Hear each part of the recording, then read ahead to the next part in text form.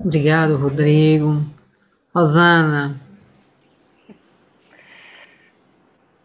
É o presente nosso. Rodrigo Ranieri é um amigo muito querido do estado do Rio Grande do Norte, pertence à TV Seridó Espírita. Nossa gratidão, meu amigo, por nos Valeu, minha querida. brindar com essa oração em forma de música, que é a segunda oração mais proferida pela humanidade, principalmente a humanidade cristã, né? Só o Pai Nosso fica à frente dela e depois dela vem a oração de Francisco de Assis. Já podemos começar então? Então vamos lá. Nossa temática, se o Rodrigo quiser permanecer, vai ser uma alegria ter você aqui. Mas eu sei que a Seridó está comemorando aniversário e tem muita atividade por lá. Daqui É a o pouquinho eu vou nosso, estar com vocês. nosso web congresso. Começa já já, querido. Senão eu ficaria, mas eu assisto depois, tá bom? Tá certo. Grande abraço, meu querido. Daqui a pouco eu estou com vocês também. Então vamos lá. Primeiramente, queremos agradecer o convite dos humildes de Portugal, de tantos nomes que já vimos em casas espíritas. Esse em especial nos enche de calor a alma, é muito diferente. Então, ficamos assim, muito lisonjeados com o convite. E, a princípio, era para falar de Maria de Nazaré. E vai ser Maria de Nazaré, mas no contexto de que o que nós temos a aprender com esse espírito, porque muito se fala dela, mas na maioria das vezes com pouca fundamentação.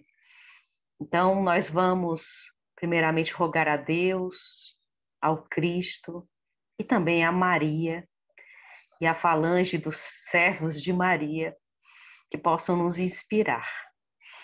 Vamos lá. Esse é o nome no Ocidente que mais tem registro em cartório, quando se fala do gênero feminino, Maria. E sempre tem um contexto depois.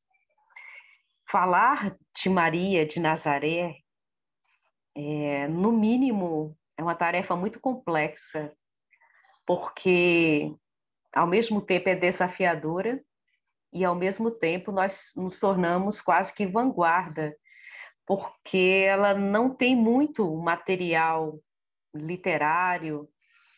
Poucos se atreveram a falar dela no meio espírita, pouco é citada, e mais recentemente, em estudos que nós estamos tendo hoje, principalmente daqueles que estão se debruçando nos evangelhos, estão encontrando informações até então muito nebulosas, é muito pouco a respeito de Maria de Nazaré.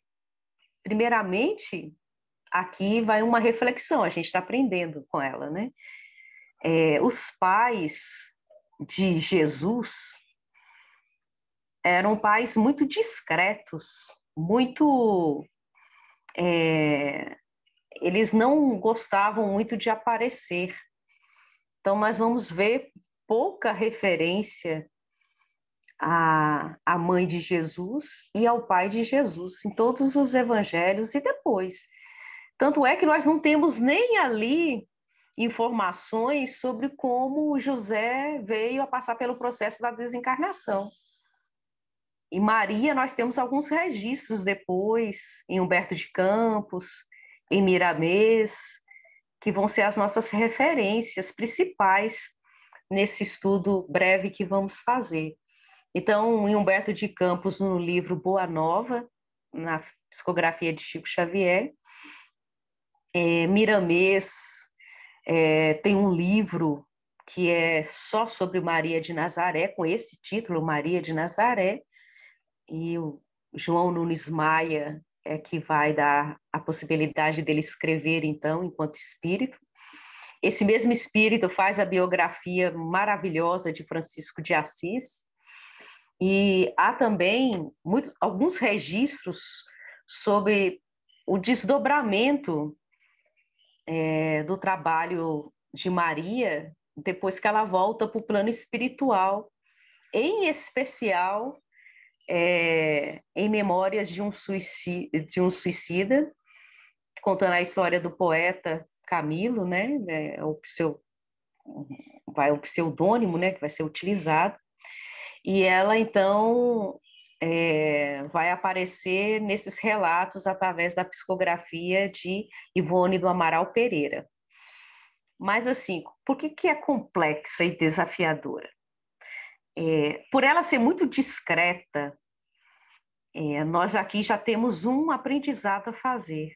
A discrição, a simplicidade. Em nenhum momento nós vamos ver Maria de Nazaré comprometendo o filho, pelo contrário, né, ela desde o início do processo, ela é esse espírito que nós vamos perceber que é um pouco melhor ou muito melhor do que nós. Então, nos nossos registros aqui, se olharmos os 4 evangelhos que chegaram até nós temos apenas 7 falas de Maria de Nazaré e uma passagem em Atos dos Apóstolos, no Novo Testamento. E nessa passagem, Maria não fala nada, ela apenas é citada. Frases dirigidas a ela foram apenas 8, em tudo que tem no Novo Testamento a respeito desse Espírito, Mãe de Jesus. Citações a respeito dela, fora esses registros, foram apenas 3. No entanto, depois do retorno do Cristo ao plano espiritual, pelo processo que nós conhecemos bem, foi exatamente Maria que reverenciou todo o trabalho apresentado pelo Cristo de Deus aos demais apóstolos, porque também ela era uma apóstola. Não sei se vocês sabem o que é um apóstolo e o que é um discípulo. Apóstolo é aquele que presenciou a imortalidade de Jesus depois que ele retornou para o plano espiritual, ou seja, o viu, conversou com ele, patenteou a imortalidade da alma. Então, Maria de Nazaré, além de ser uma discípula, era também uma apóstola nesse sentido. A primeira apóstola de todo o Evangelho não é a mãe de Jesus, é Maria de Magdala. Ela vem à frente dos outros apóstolos. Vejam que são dois espíritos na experiência feminina. E isso é muito interessante se a gente for analisar do ponto de vista espiritual também, demonstrando que quem está, na maioria das vezes, no gênero feminino, tem uma maior, não vou dizer que é tendência, mas é mais espiritualizada por N razões, principalmente quando exerce a maternidade e vê o aspecto da vida se manifestando em si mesma. E isso desenvolve ao longo do tempo uma série de conexões com o sagrado. E ao perceber que Maria de Magdala foi a primeira vez Jesus depois que ele retornou para o plano espiritual, ou seja, ela testemunhou a imortalidade da alma na frente dela, ouviu Jesus falar, falou que iria estar com os outros. Depois ele vai aparecer para as outras mulheres e Maria de Nazaré. Daí o termo apóstola. E, curiosamente, um dos evangelhos que chegou até nós, ele não teve contato nenhum, o evangelista, com Jesus diretamente, presencialmente. Nós estamos falando de Lucas. Lucas vai ser aquele em que ele vai beber na fonte cristalina de Maria de Nazaré para escrever o seu evangelho com base nessas informações que ela traz. E aí nós vamos pegando os outros evangelistas também, né? Mateus e Marcos também vão ouvi-la, e principalmente João, que era o mais novo, daqui a pouco nós vamos ver por quê, ele também vai ter um papel aí que vai ser muito fundamental a presença de Maria de Nazaré, inclusive pelas circunstâncias de ter sido o discípulo e apóstolo mais jovem, e também por ser aquele que não abandonou o Cristo em nenhum momento do processo, como Maria de Nazaré também não o abandonou, como nós vamos ver Joana de Cusa também não abandonando ele nesse processo final. Nós vamos ver também Maria de Nazaré acompanhando as despedidas do Cristo em toda a íntegra, né? A Maria de Magdala, melhor dizendo. Então, essas personagens são maravilhosas e nos trazem muitas reflexões. Por isso que a gente preferiu colocar aprendendo com Maria de Nazaré. Mas vamos fazer algo aqui que é importante antes da gente delongar mais informações. Nós já sabemos pela doutrina espírita que os nossos pais não são nossos pais por acaso, não é mesmo? Vocês podem até depois darem as suas opiniões, mas os nossos pais fazem parte de um processo, de um planejamento, em que nós não caímos de paraquedas no colo deles. E assim acontece com todas as famílias no processo dos renascimentos. Por que nós estamos colocando isso aqui? Se para nós, que somos espíritos, ainda em processo evolutivo, vamos dizer assim, mais acanhado nessa jornada do ser imortal, mais próximo do início do que do final, e nós temos um planejamento, imaginem aquela que seria a mãe de um espírito crístico, que não tem mais a necessidade dos renascimentos. Pela pergunta 100 e perguntas seguintes, que estão em o Livro dos Espíritos, nós vemos lá a escala dos espíritos. Kardec vai usar o termo escala espírita, mas a gente, para não dar a entender que tem a ver só com os espíritas, nós preferimos usar o termo escala dos espíritos, ou seja, desde o mais inferior até aquele que já atingiu a perfeição, que é possível ao espírito imortal. E Jesus está justamente nessa categoria, que é única, que se chama a categoria dos espíritos puros. Iluminação completa de todas as sombras, que traz ainda aquele que está no processo dos renascimentos. Então, quando decidiu-se que um espírito dessa envergadura, que também é o governador do planeta, viesse estar na matéria, caminhando com os homens aqui, não podia ser qualquer mulher para ser a sua mãe.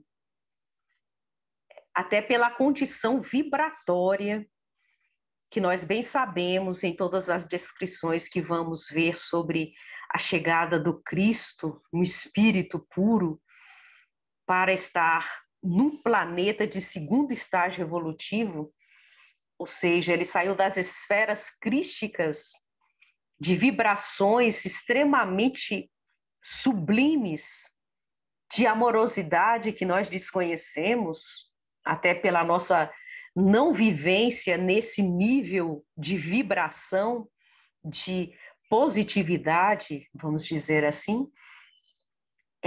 não seria qualquer outra vibração, em um outro espírito que poderia atendê-lo nessa parte tão ainda materializada que nós ainda nos encontramos. Então, nós vamos ver dois relatos interessantes, que é o de Miramês, na obra Maria de Nazaré, e Emmanuel, na obra A Caminho da Luz, na psicografia de Chico Xavier. A Caminho da Luz é um clássico que nós deveríamos não só ler, mas também estudar, porque ele conta a própria história da trajetória do espírito imortal em evolução na Terra. E lá, logo nas primeiras páginas, nós vamos ver que espírito na posição de Jesus é de uma envergadura pura que nós vamos, ao deparar com ele, achar até que é um Deus, como muitas culturas ainda colocam, diante do domínio completo da matéria e do domínio completo da espiritualidade em si e em volta de si. E isso é Kardec que vai colocar em A Gênese, quando vai falar da autoridade superior moral de Jesus. Mas o nosso assunto é Maria de Nazaré. Então, para ser a mãe que acolheria o embaixador de Deus, vamos dizer assim, essas palavras quem utiliza muito é Emmanuel, Jesus é o embaixador de Deus, ou seja, aquele que vem trazer a mensagem, o mensageiro, a carta viva, né, como nós costumamos dizer aqui, quando vamos aprofundando os estudos do Evangelho, que o Cristo é a carta viva das leis cósmicas espirituais, que nós acolhemos como o Evangelho, que também tem um significado de boa nova. Então, não poderia ser qualquer mulher para acolher um espírito dessa categoria de pureza no ventre. Então, tanto Miramês quanto Emmanuel, nessas obras que nós já citamos, vão falar desse planejamento, que também ocorre conosco. Se ocorre conosco, imagine em dimensões de uma humanidade inteira, no cumprimento de algo que o próprio Cristo fez aos que aqui viriam estar para fazer o seu processo evolutivo. Em especial, a 4 grandes povos que nós conhecemos bem na história da humanidade, em que ele se comprometeu diretamente: estarei com vocês, presencialmente. Nesses tempos que nós vivemos a virtualidade, nós, em toda a história da humanidade e do planeta Terra, até 2000 anos atrás, mais ou menos, nós só tínhamos a presença virtual ou espiritual do Cristo. Para ele se fazer presente aqui, a própria Terra teve que ter um avanço. E olha que não mudou muita coisa de lá para cá. Mas contam tanto Miramês quanto Emmanuel que aquela que seria a mãe do Cristo teria que ser imaculada. E aqui nós vamos para a primeira aprendizagem, ou aprendendo com Maria de Nazaré. Tinha que ser um espírito que se colocasse à disposição do Cristo, reconhecendo a missão dele, reconhecendo todas as nuances do que viria a acontecer, porque todos os registros, principalmente no povo hebreu, preconizavam que Jesus tinha que nascer na linhagem de Davi e também na linhagem pura de um hebreu. Então, uma das tribos judaicas é a de Davi. E quem era dessa era o pai José. E Maria era a outra que atenderia perfeitamente às previsões das promessas que ficaram na acústica da alma desses espíritos, tanto da cultura judaica, tanto da cultura egípcia, tanto da cultura hindu, como dos árias, ou dos brancos, que vão principalmente compor os povos da Europa. Então, todos estes, não necessariamente os que se encontram nessas experiências atuais na Europa, fazem parte desse grande grupo de arianos. Mas a etnia branca é uma característica deles. E para o grupo que ele viria, teria que ser o que tivesse pelo menos noções de um Deus único. E não sei se é do conhecimento de vocês, mas Maria de Nazaré era muito diferente de todas as mulheres de sua época. Então, se nós formos ver essas questões, Maria de Nazaré, ainda muito jovem, ela, contrariando muitos costumes da época em que as mulheres deveriam ser submissas aos pais e depois ao companheiro que iria desposá-la, ela ficaria apenas nesses contextos, apenas cumprindo ordens destes.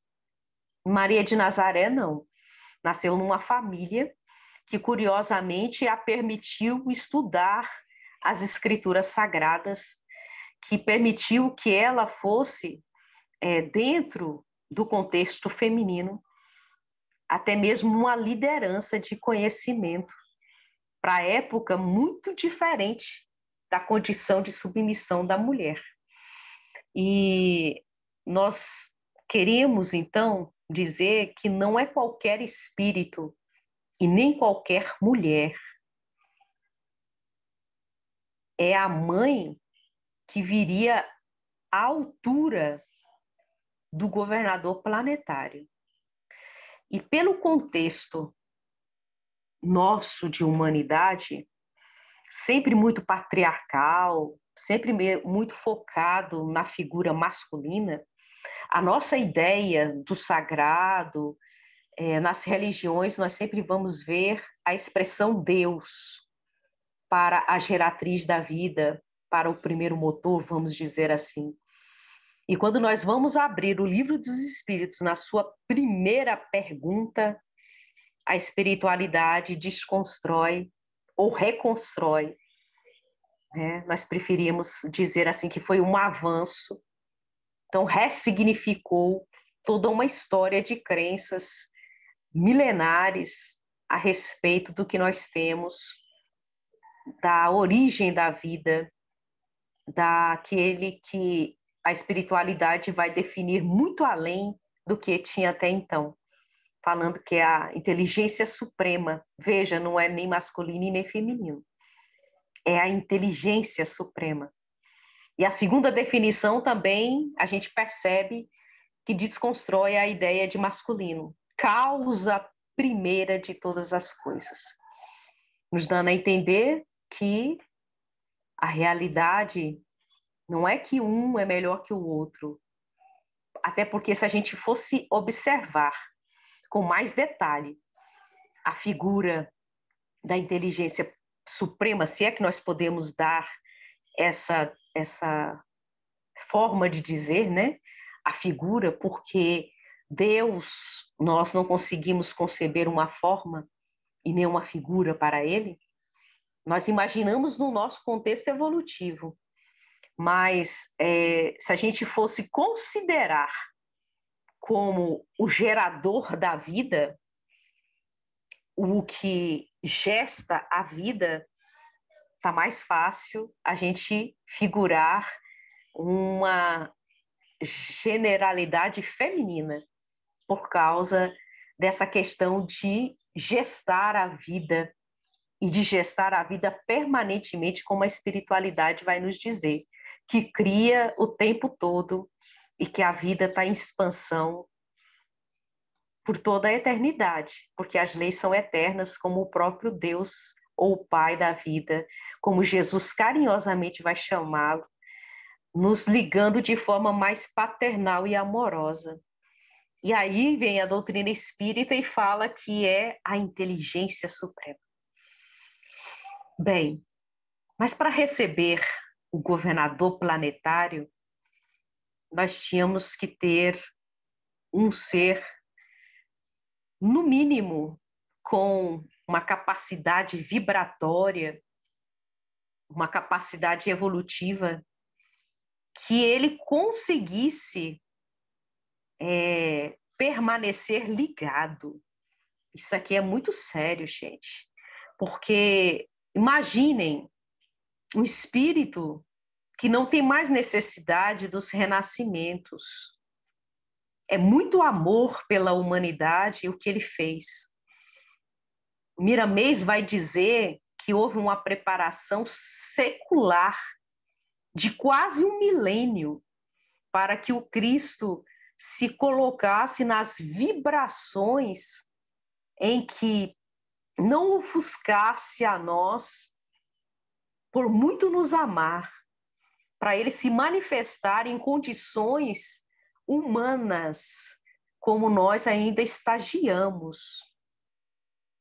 Então, quando escolheu quem seria a mãe e o pai, essa mãe ela foi escolhida a dedo pela espiritualidade superior, pela espiritualidade que comandava esse avanço, esse progresso do planeta Terra.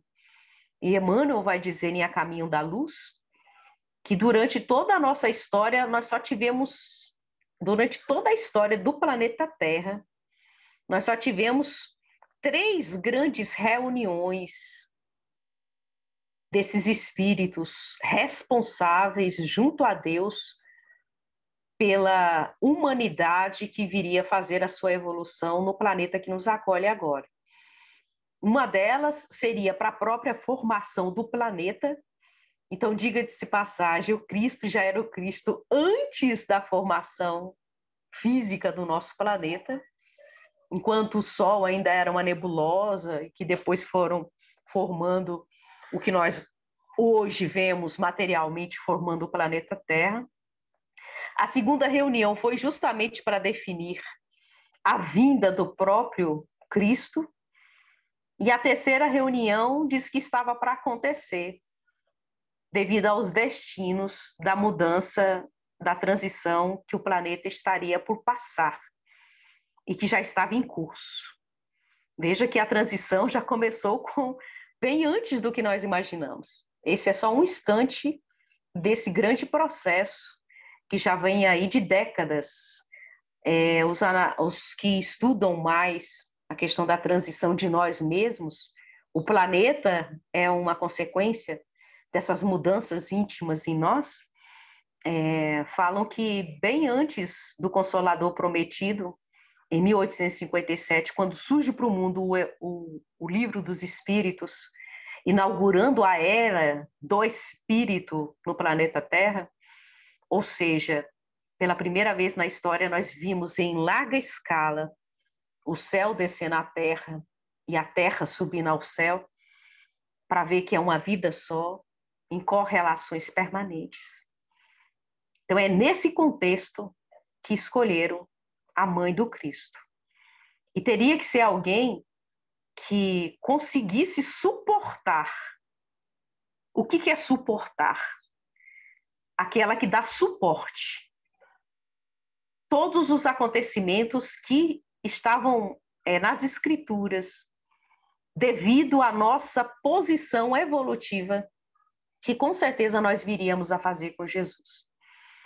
Porque a humanidade, por não compreender o amor, em toda a sua história, eliminou todos os que vieram aqui falar de amor ou de verdade espiritual. Né? Se a gente for ficar aqui, muitas falas, muitos personagens da nossa história acabaram perdendo a vida do corpo físico quando falaram dessas questões das verdades espirituais e quando manifestaram um nível de amor que nós ainda não compreendemos.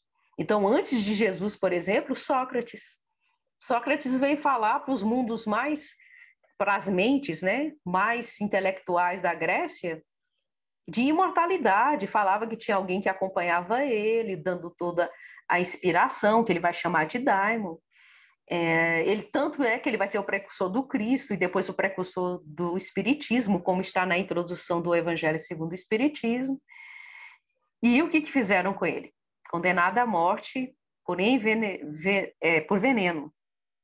Então, ele teve que beber lá um composto químico, porque falou de vida, de imortalidade, de renascimentos.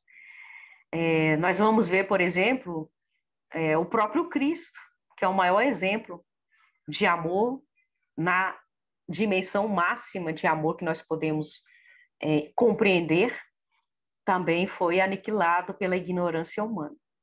E assim vocês podem pensar em qualquer um aí que se falou de espiritualidade ou se falou de amor ao longo da história da humanidade.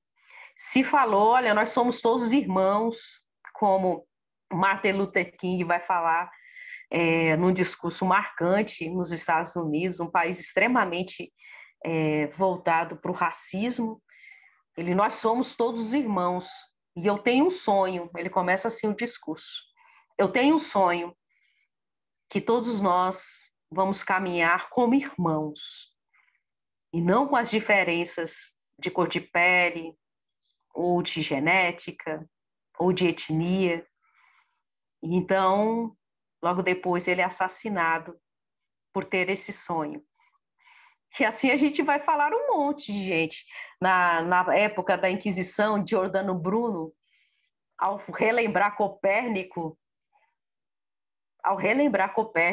falando assim, olha, a Terra não é o centro do universo não, viu, gente? O centro do universo não tem nada a ver com a Terra, né? Nós ainda estamos em volta de um sistema solar que, pela gravidade, nos atrai por ser a estrela maior do nosso sistema. E por ter dito essa verdade tão banal hoje para nós, ele foi levado à fogueira. Então, é assim que nós tratamos os que vêm dizer a verdade, ou que vêm nos amar e mostrar a lei de amor em ação. Então, para conseguir suportar uma missão como essa, Maria se prontificou. E muito nova, ela vai, então, casar com José.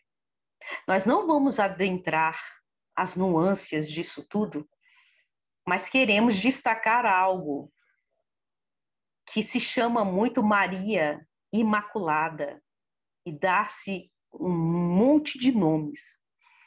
Maria, na verdade, no judaísmo, é Miriam, e Miriam é a mensageira da paz. Então, bem característico desse espírito que é imaculado, sabe em qual sentido? As vestes imaculadas não são materiais, são espirituais, em que ela não tem nada mais a aprender com o nível evolutivo que o planeta Terra se encontra ou se encontrava na época. A envergadura espiritual dela era acima da nossa humanidade. Por isso que se falava Maria a Imaculada, aquela que não tem mais nenhuma mácula dasquelas que nós, enquanto humanidade, trazemos no contexto evolutivo nosso, da humanidade da Terra. Ela estava acima, mas ainda no processo evolutivo, né? Bem mais distante do nosso. Então, essa vai ser a que será a mãe do governador planetário. Daquelas frases que temos no Evangelho, ou nos Evangelhos, nós podemos dizer que tem 4 citações principais referentes a Maria de Nazaré. A Anunciação, que é muito conhecida na tradição cristã, em especial católica, que é aquele momento em que Gabriel vem anunciar e falar que ela será a mãe do Salvador, do Messias. Aquele instante em que ela visita Isabel que estava grávida daquele que seria o primo de Jesus, João Batista. E quando ela se encontra com Isabel, há algo muito curioso, porque a hora que ela vem chegando, aquele que crescia no ventre de Isabel estremece e ela é invadida por uma energia extremamente maravilhosa, que nem consegue descrever, como está nos evangelhos. E então, as duas compreendem que aquele que estava chegando e era com Maria de Nazaré era muito maior do que aquele que vai ficar conhecido na história como João Batista. Tanto é que ele, geneticamente, é primo de Jesus e vai ser o último dos profetas a anunciar a chegada dele, ao falar assim, que não era nem digno de chegar aos pés das alpargatas ou das suas sandálias, devido à envergadura espiritual. Quando fala, é porque tem que se ajoelhar para chegar nos pés, né? Tem que chegar bem perto. Então, nem nos pés ele conseguia chegar. Imagina no restante do ser, mostrando qual era a posição evolutiva. Aquele que virá depois de mim é muito maior. Então, ele entra para a história como o último dos profetas. Profeta é médium, viu, gente? Famoso médium da atualidade, e era o nome que se dava antes a estes que viriam anunciar o que estava para acontecer ou o que estava acontecendo. Também vai aparecer Maria na apresentação de Jesus no templo. Que momento foi esse? Jesus estava adulto? Estava criança? Estava criança. Estava jovenzinho ainda. E também na festa do casamento das bodas de Caná, que é quando acontece o primeiro fenômeno que Jesus vai produzir, que vai chamar a atenção, porque ele vai transformar a água em vinho nessa festa e vai fazer o melhor vinho que aqueles já tinham provado. Para o dominador completo da materialidade, esse fenômeno é perfeitamente possível. E a gente vai ver Kardec descrevendo esse fenômeno em A Gênese, quando trata das curas e milagres de Jesus.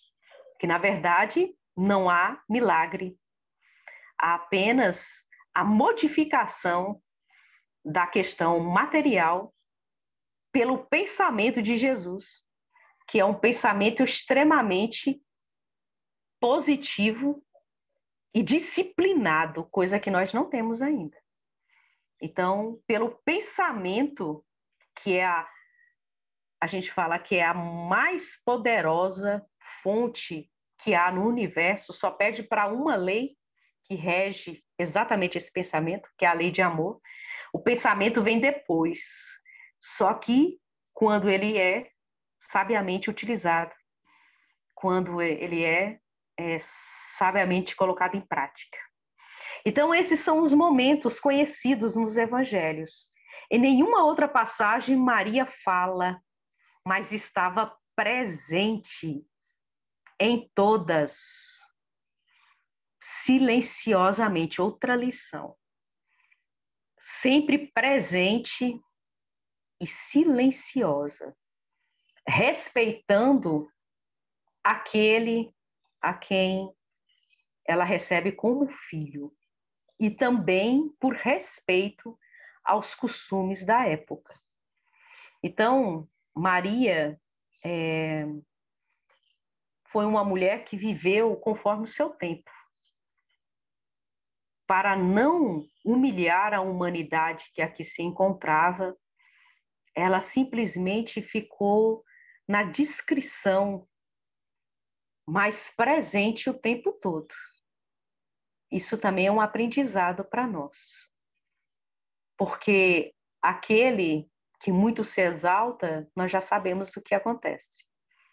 Aquele que mais se humilha, o que mais fica à disposição, vamos dizer assim, da vida, este, na posição do humilde, ele tem uma importância e um significado muito maior. Então, Miramês vai dizer em Maria de Nazaré que ela era iniciada na cultura judaica, o que a faz muito diferente das demais mulheres. Que espírito seria esse para ser mãe do nosso mestre, guia e modelo? Não é qualquer espírito. Tinha que reunir propósitos e forças para desenvolver a missão de ser a mãe do nosso governador planetário. Não apenas a progenitora do Cristo, aquela que gesta e coloca no mundo. Ela acompanhou tudo, todo o processo, de forma muito discreta, mas presente, desde o nascimento até a crucificação. Outro aprendizado para nós, que é estar presente na vida do filho o tempo todo, nos momentos mais difíceis, mas também nos momentos alegres. Não necessariamente presencialmente, mas marcando a sua sensibilidade e este contando com isso durante a jornada. Então, como vai dizer Emmanuel, em uma outra referência que tem um capítulo especial, 52, no livro Religião dos Espíritos, que tem esse título, A Mulher ante o Cristo, vou repetir as palavras dele, porque o texto é muito interessante e importante. Não podemos olvidar, esquecer, que um dia, buscando alguém no mundo para exercer a necessária tutela sobre a vida preciosa do embaixador divino, o supremo poder do universo não hesitou em recorrer à abnegada mulher, escolhida num lar apagado e simples. Humilde, ocultava a experiência dos sábios. Frágil como o lírio, trazia consigo a resistência do diamante. Pobre entre os pobres, carreava na própria virtude os tesouros incorruptíveis do coração. E desvalida entre os homens, era grande e prestigiosa perante Deus. Então, em A Caminho da Luz, o próprio Emmanuel vai registrar personalidade sublimada, como ele vai se referir a Maria de Nazaré, que foi escolhida para desempenhar a missão complexa e desafiadora de ser a mãe do Messias, do Cristo de Deus, em sua missão ou encarnação missionária. Diz-nos Emmanuel ainda que quando chegou o tempo previsto para a vinda do Cristo, as entidades angélicas do sistema solar movimentaram-se. Lembram das 3 reuniões? Essa é a segunda. Nas proximidades da Terra, adotando providências de vasta e generosa importância, que foram levadas a efeito. Escolhem-se os instrutores, os precursores imediatos, os auxiliares divinos. E nesse instante, quem seriam os pais de Jesus. Então, se os nossos pais são definidos também no planejamento, imagine um planejamento de uma envergadura planetária, que tinha que ser conforme os homens estavam esperando a vinda do Messias. Então, eu não sei se vocês sabem que na cultura judaica cristã, judaica, né, antes do Cristo, melhor dizendo, o filho ou a filha herdava o sobrenome da mãe, curiosamente. Então, Jesus vai ser Jesus de Nazaré por causa de Maria, a mensageira da paz.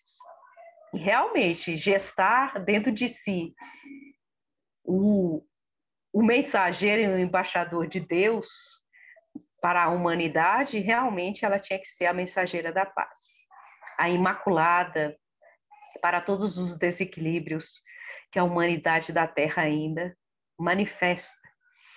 Então, assim, num trabalho planejado e de grande relevância no mundo espiritual, processou-se a escolha daqueles que auxiliariam Jesus em sua missão de libertação pelo amor na escala da excelência que ele veio nos passar.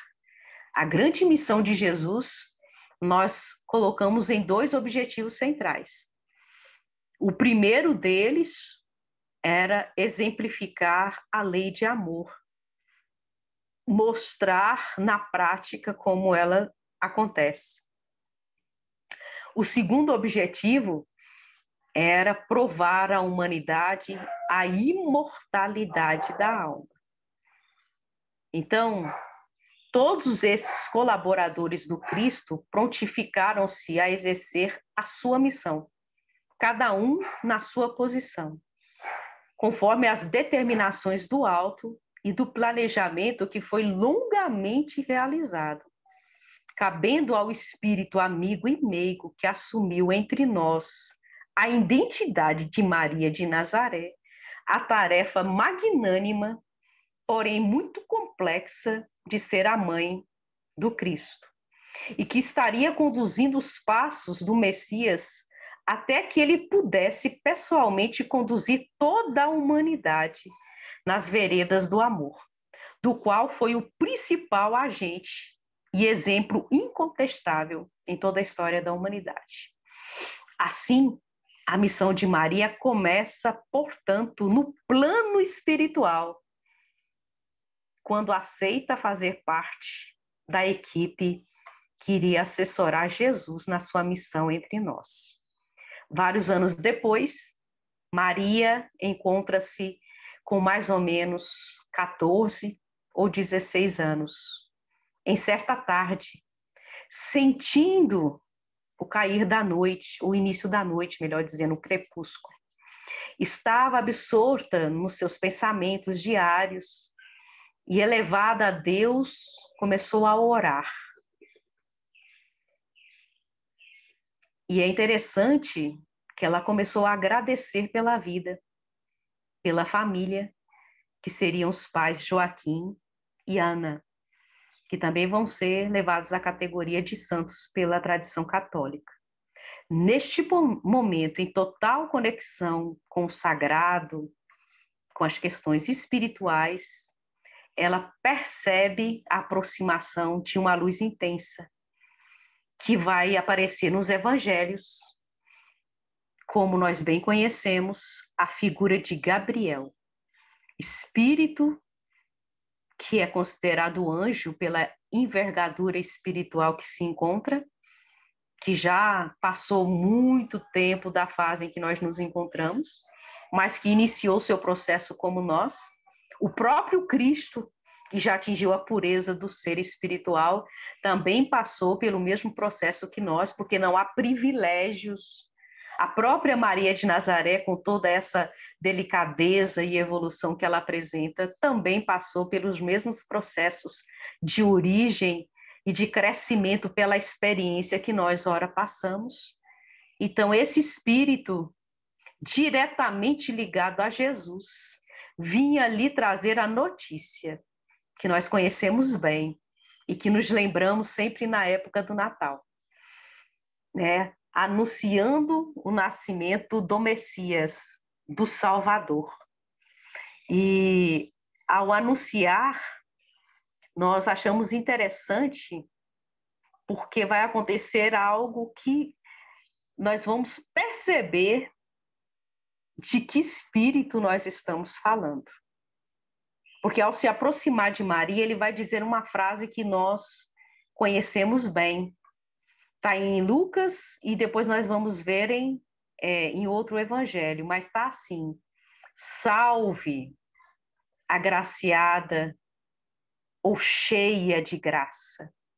O Senhor é contigo, bendita és tu entre as mulheres. Assim está em Lucas, no capítulo 1, versículo 28. Então, Gabriel sabia com quem estava falando e qual era a posição evolutiva de Maria de Nazaré. Cheia de graça. Só está em estado de graça, Paulo de Tarso que vai dizer isso, né, aos Tessalonicenses. Em tudo dai graças. Em qualquer experiência, boa, difícil, complexa, dolorosa, em tudo dai graças. E é exatamente com essa saudação que Gabriel se aproxima de Maria. Cheia de graça. O Senhor é contigo, também outra referência que nós podemos aprender com Maria. Porque o Senhor é com todos. O Senhor é com todos. Mas quando ele fala que é assim, é porque, na verdade, é Maria que está com o Senhor. É Maria que está em conexão. Lembram o que ela estava fazendo antes? Por isso que a gente trouxe? O que ela estava fazendo antes? Orando, agradecendo pela família que tinha. Então, era do comportamento íntimo de Maria de Nazaré, que nós também devemos aprender com ela, né? Porque raramente nós estamos nesse estado de graça no nosso dia a dia. Bendita és tu entre as mulheres. Também fazendo uma referência à posição espiritual dela. Ela está na posição de bendita entre as mulheres ao seu derredor, em humanidade. Alegra-te, outra tradução. Alegra-te, lá era salve, cheia de graça. O Senhor está contigo. E agora nós vamos entender a prece que o Rodrigo Ranieri tocou no sax. Ave Maria, cheia de graça. O Senhor é contigo. Bendita sois vós entre as mulheres. Bendito é o fruto do vosso ventre, Jesus. Santa Maria, Mãe de Jesus, rogai por nós, pecadores, porque ela já passou dessa fase nossa, de tantos erros ainda. Então, nós vamos ver com muita beleza, até poética, quantos aprendizados nós podemos tirar só no nascimento, ou anúncio do nascimento de Jesus. Diante daquela inusitada notícia, outro aprendizado com Maria de Nazaré, gente. Imagina, você aí que é mulher, vem um anjo e fala, você vai ser a mãe do Senhor, do Messias. Como é que reagiria? A gente já reage de forma muito peculiar quando sabemos que vamos ser mães. Eu não sei quem já passou aí pela possibilidade. Quando eu percebi que estava em estado de graça, vamos dizer assim, iria receber um espírito, já espírita, através de mim, a sensação é muito, no nosso estágio, é um misto de alegria e, ao mesmo tempo, de responsabilidade. Né? E ela, ao receber a inusitada notícia, ficou intrigada com a saudação a ela que ela recebeu, cheia de graça. O que queria aquele emissário divino dizer com tais palavras? Estar plena de graça de Deus queria dizer que Maria, como espírito elevado, já estava com Deus, em comunhão com Deus, e que, portanto, teria todas as condições, no decorrer da vida, de demonstrar a sua fortaleza moral e fé inabalável. Daí aí, só com essas reflexões básicas, a gente conseguir alcançar o que essa mulher sentiu quando acompanhou todo o processo da crucificação do próprio filho. Imaginemos nós na posição de mãe e um filho nosso passando por qualquer uma dessas experiências, porque foram tantas. E ela permaneceu a fortaleza, inabalável, discreta, mas presente, sempre buscando o olhar do filho. E ali, bem simples, na sua posição, colocando-se à disposição dele, que é muito superior espiritualmente a ela. Sua disposição para cumprir a vontade de Deus era tal que simplesmente, com coragem e confiança na providência divina, responde a Gabriel com emblemáticas palavras que nós já lembramos há séculos. O que ela vai dizer? Eu sou a serva do Senhor. Faça-se em mim segundo a tua palavra. E aí nós vamos ver várias mensagens falando que Maria de Nazaré era a escrava do Senhor, a serva do Senhor. E quando está nessa posição, é a total submissão à vontade deste. O que ele falasse estava determinado, porque é uma liderança, uma autoridade superior à dela. E ela se entrega a essa autoridade moral superior nessa condição de serva do Senhor. Que se faça segundo a sua vontade, a sua palavra. Em nossa modesta condição de espíritos ainda imperfeitos, ou a caminho da perfeição, temos enorme dificuldade para entender a missão de Maria de Nazaré. Ela não pede maiores explicações. Nós pediríamos, como é que vai ser isso? Ele vai ser o salvador da humanidade? E como que eu vou fazer? O que eu tenho que praticar? Não, faça-se em mim a sua vontade.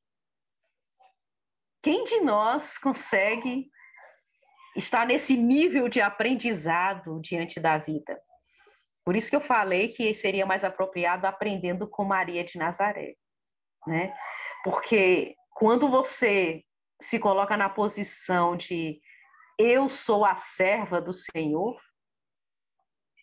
quem em humanidade consegue se colocar assim, a serva do Cristo? E, obviamente, das leis divinas.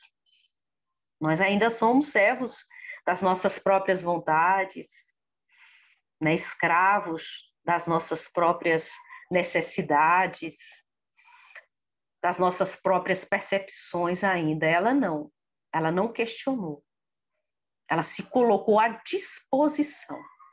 Ela simplesmente aceitou o cargo e o encargo, logicamente expressando todo o seu cabedal de espírito sublimado, assumindo uma das missões mais difíceis já desempenhadas neste nosso planeta.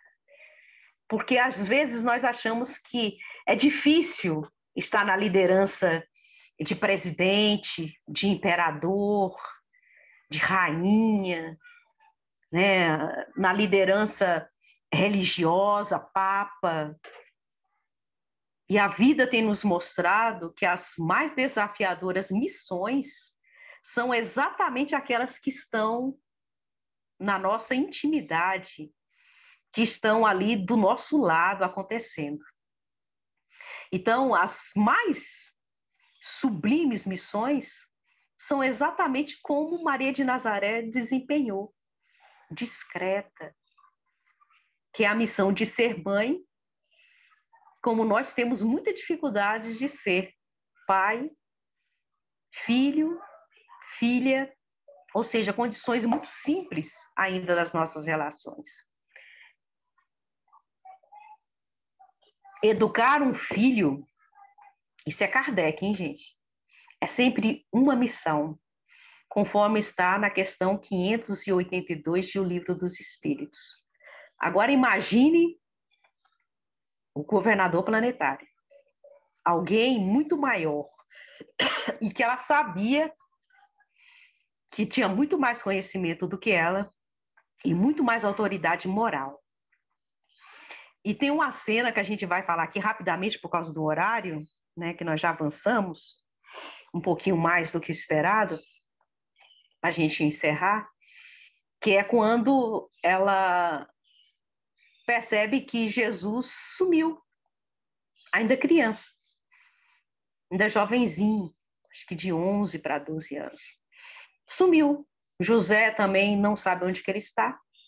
E aí começam a procurar Jesus. E vão encontrar Jesus aonde? No templo, falando com os doutores da lei. E ele então fala das coisas de Deus, tal, e volta, e ela o repreende. Mãe sendo mãe, né? Ela o repreende, como a dizer, olha, não faça mais isso não, porque eu estou na condição de sua mãe e José está na condição de teu pai. Nós não sabíamos onde você está. E Jesus ainda aproveita para dar um ensinamento, né? Eu estava tratando das coisas de meu pai. Em outras palavras, que é superior a vocês. Mas também compreendeu que ela estava certa, né? Que ela estava desempenhando a função de mãe, né? Então, o nosso tempo vai se desdobrando e encerrando, mas a gente tem muitos aprendizados a fazer com Maria de Nazaré. Depois que o Cristo volta e ela faz todo o acompanhamento do processo da crucificação, e entrega o filho de volta para o plano espiritual, ela vai ser a maior seguidora depois que ele parte, ao lado de Maria de Magdala, como aquelas que vão mais beber e exemplificar a fonte dos ensinamentos do Cristo. Tanto que todos os discípulos vão ouvi-la. Toda a jornada dela até então vai ser naquela dimensão de um encontro, na verdade, uma despedida, em que Cristo está na cruz e ela está do lado de João, o mais jovem, como nós dissemos, o evangelista.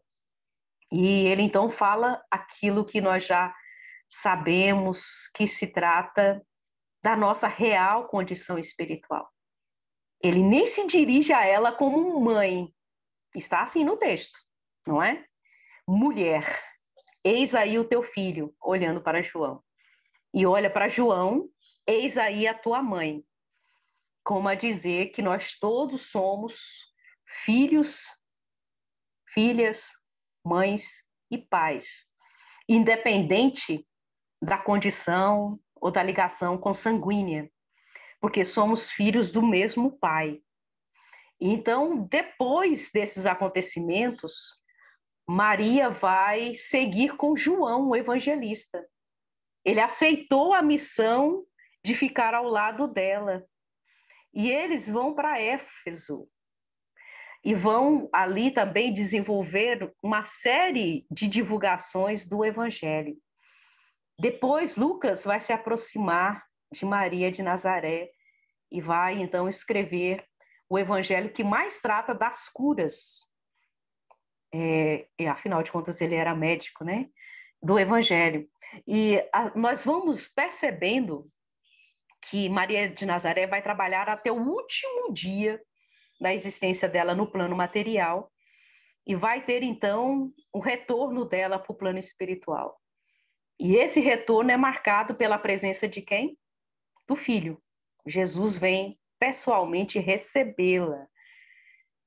E esse espírito incansável ainda é ligado à humanidade por laços de amorosidade sem fim. Porque é muito difícil hoje na Terra uma mãe, quando passa por qualquer tipo de dor, não recorrer a Maria de Nazaré. Em pensamento, uma mãe que um filho está doente, ligada ao cristianismo, há 2000 anos, tem como referência de mãe Maria de Nazaré.